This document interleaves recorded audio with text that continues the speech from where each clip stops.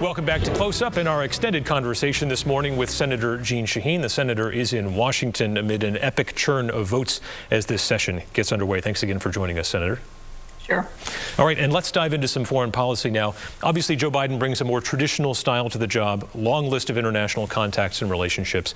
Is it your sense that allies are ready to wipe the slate clean and just kind of pick things up where they left off in 2017? Or is American soft power diminished now to a point where it's literally a different world order? Well, there definitely has been an impact as the result of the last 4 years and the actions that Donald Trump and his administration took. So I think we've got to show our allies that we are going to be there, that we continue to support international alliances. The president has taken a number of steps that are very positive in that regard, rejoining the Paris Climate Accords, rejoining the World Health Organization, reinforcing his commitment to NATO and to the Transatlantic Alliance. So I think all of those are very good signs, but we've got relationships between countries are just like relationships between people. We've got to work at them.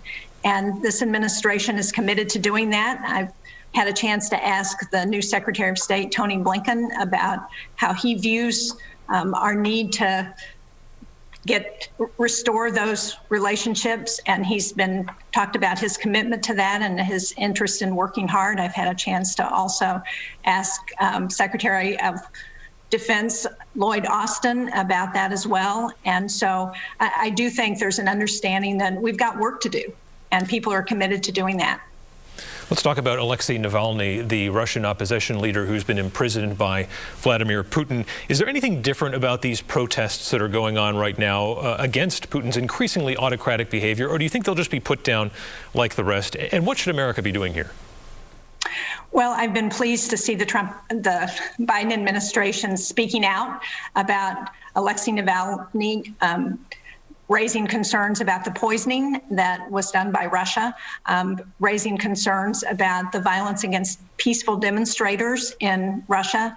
And I think there is something different about these demonstrations. And I really have to give Navalny kudos for having the courage after he was almost killed, poisoned by Putin, to go back to Russia and say, I'm going to go back to my country. I'm going to continue to raise these concerns. And the thing that has really resonated with the Russian people have been his ability to document the corruption of the Putin regime.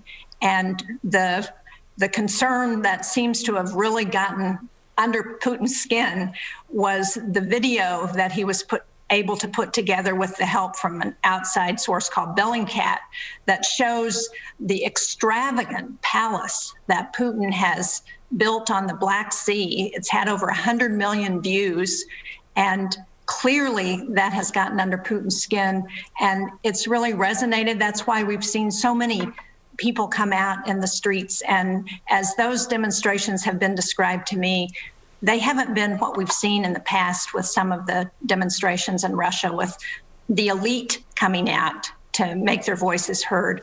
It's been people across the economic spectrum and so many young people.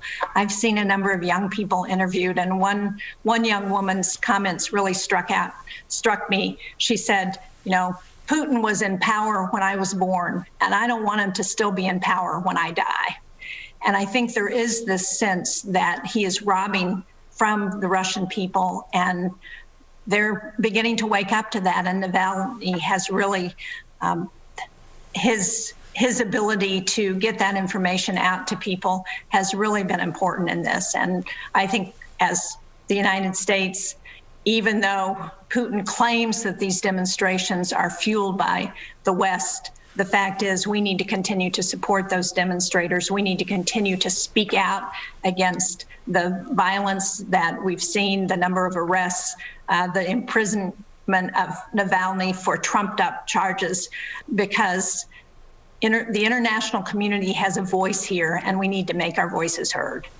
America is very focused on vaccination at home, but the global COVID-19 vaccination effort is going to be very important, especially as the first world reaches herd immunity. You don't want these viruses churning elsewhere and then coming back in perhaps an even more lethal fashion. So how far should the United States go in terms of spending to try to quell COVID-19 with vaccine in other countries that can't necessarily do it for themselves? Well, I think that's why it's so important for us to rejoin the international community on this. In the middle of a pandemic, we need to be part of the World Health Organization, even though there are some things we don't like about how they operate.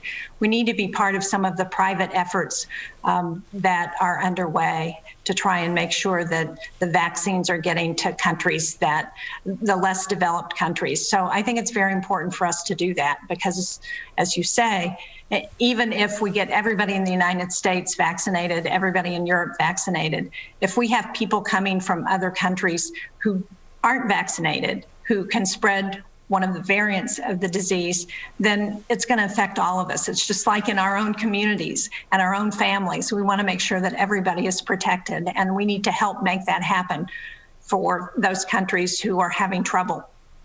We just had a Dartmouth-Hitchcock epidemiologist on last week. He said schools should be trying to reopen safely. Obviously, teachers' unions have concerns about that. Where do you stand on this issue? I absolutely agree. You know, in my early career, I was a teacher, and I think teachers in the classroom are one of the most important aspects of learning. And we know that as hard as people have worked to try and make remote learning happen, for a lot of children, because they don't have access to technology, because broadband is not available in their communities, because of the challenges they face with their families trying to learn at home, with parents who are trying to work from home often, it's a challenge. And we need to get kids back in school. And we've got some good data that seems to be emerging that shows that they don't seem to, if there are precautions taken, if all of the guidelines are in place, mask wearing, social distancing, if we can get air filtration and cleaning supplies and all of the things that we know work against the COVID disease, that we can get kids back in school. So our goal needs to be to first ensure that communities and school districts have the resources they need to do that so they can bring kids back safely. I think we need to figure out how we're going to get teachers vaccinated.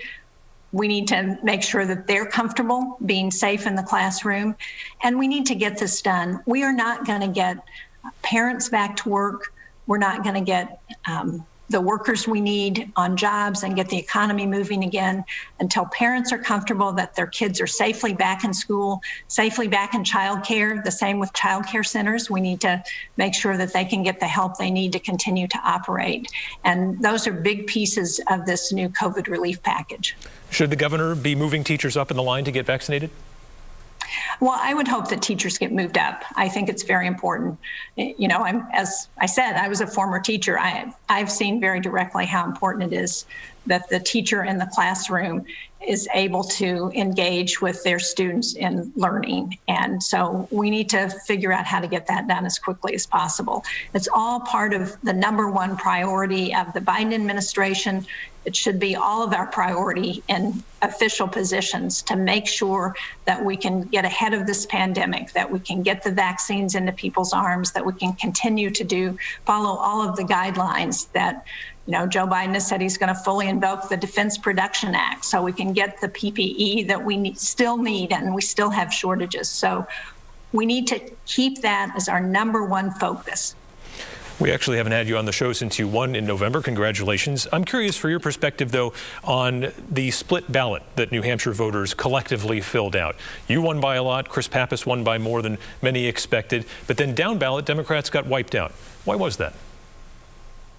You know, I'm not sure, Adam. I'm sure there are lots of theories about that. I think it all speaks to the need for all of us to work hard. And in the pandemic, it was more difficult to do the kind of grassroots organizing that has been very traditional for Democratic candidates. And so I think that had some impact. But again, it speaks to the importance of making sure we get out, that we talk to voters, that we let them know what we support and how we're going to make a difference to help them. All right, Senator Jeanne Shaheen, thank you for joining us from Washington on No Sleep. We appreciate the time. Thanks.